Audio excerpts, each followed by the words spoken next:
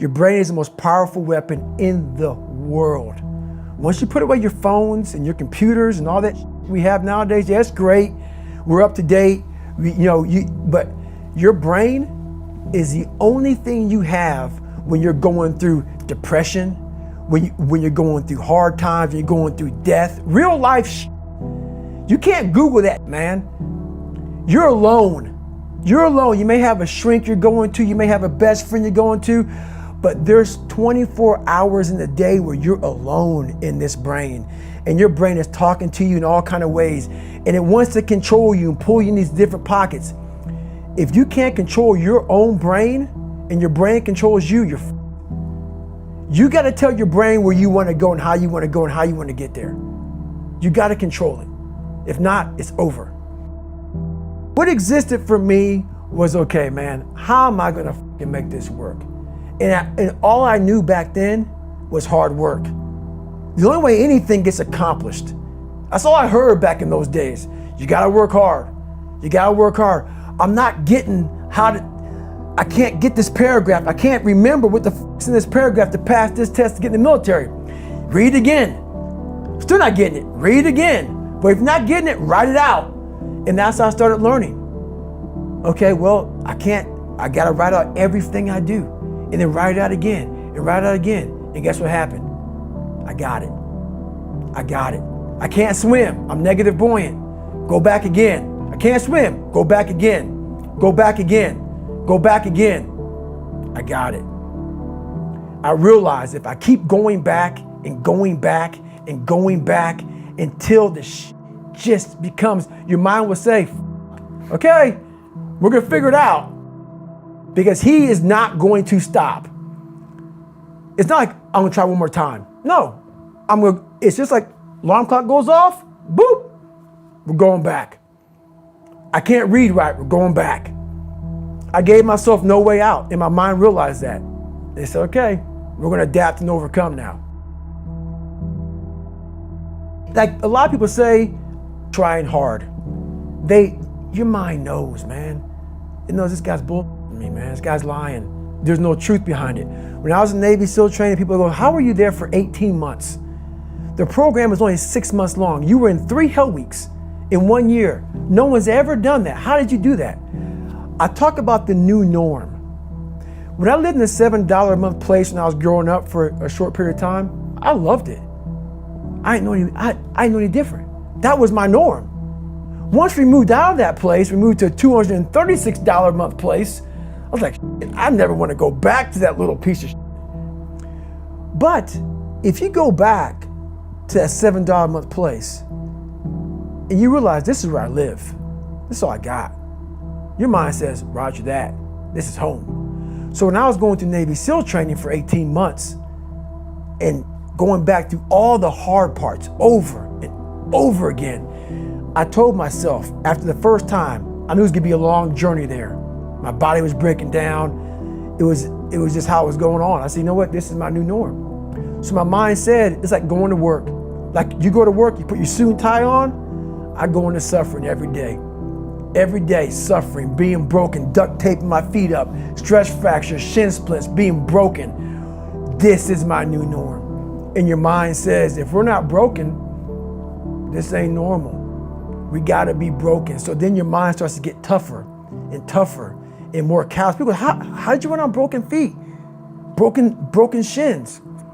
My mind knew this is how we operate. We're in Navy SEAL training. This is what we are. I became hell. And that became my new norm. I gave myself no way out. There was nothing outside these walls of hell. Nothing. I loved God, but for a short period of time, I became the devil because that was hell. I became the boss, the owner, the CEO of Navy SEAL training. That was my mindset. And that's how you get through things. You immerse yourself in wherever it is, and you become that. You become that and give yourself no way out. When I was 297 pounds and I was fat as hell trying to be a Navy SEAL, the scariest thing in the world to me, even to this day, was that could have been the rest of my life. I thought then I was trying hard. That's the scariest thing in the world. I thought then 297 pound, working for Ecolab, spraying for cockroaches, making $1,000 a month. I thought that was me at my 100% potential. Come to find out, a few years later, I wasn't anywhere near that. 106 pounds less, graduated Navy SEAL training, went on to do all these other things. Looking back on that, that was me trying hard. That's why people gotta understand, what is in us, we have no idea until we start trying hard. And I mean really trying hard, where you're obsessed with, hey, this is my new norm. My new norm is that, wow, this isn't always fun. It's not always meant to be fun. And that's when you know you're trying hard. People hear my story and think this guy is sadistic. I realized how the brain works. I figured out how the brain works. I'm a scared kid, and that's what gives me so much power. I had no foundation, and I built this off of just researching the mind. The feeling you get is basically invincibility. You realize that you can't do it all the time. When you need to do it, I know I can go to a place that I can live in. And when you know that you can run on broken legs and you can do certain things that a lot of people can do, but they're not willing to do, this power, this sympathetic nervous system of fight or flight, and you're fighting, it gives you this charge of energy of when you're sitting there at 3:30, 4 o'clock in the morning and you're duct taping your feet up because they're broken, and you're doing it by yourself, and you're going through arguably one of the hardest training in the world. And these guys, most of them are healthy, and you're going through it broken, and you're already at a disadvantage, but you're still there. You can feed into that and tap into that for a lot of power. But if you look at it, well, I'm broken, man. I'm not gonna make it.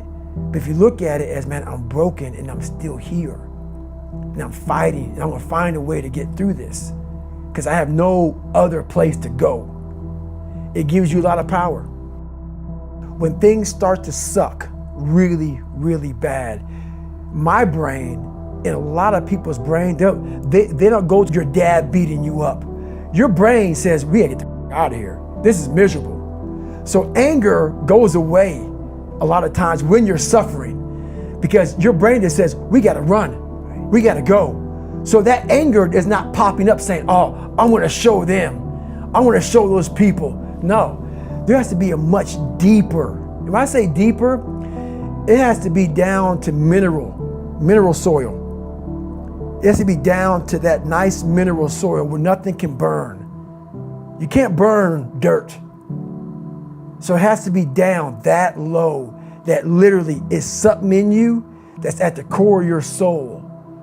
But you don't find it unless you spend a lot of time with what you want to be in life.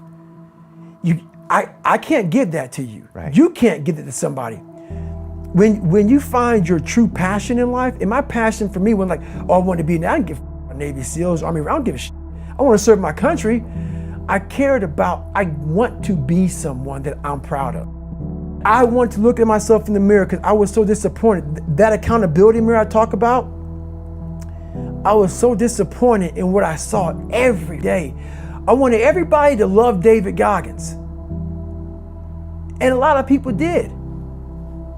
I didn't love myself. But I knew a lot of us want to find peace first. So people say, man, you always talk about this suffering and pain and I'm at peace right now because I went through that. Right? You don't find peace first. If you do, Merry Christmas. More power to you. More power to you. I found peace on the opposite end of finding myself.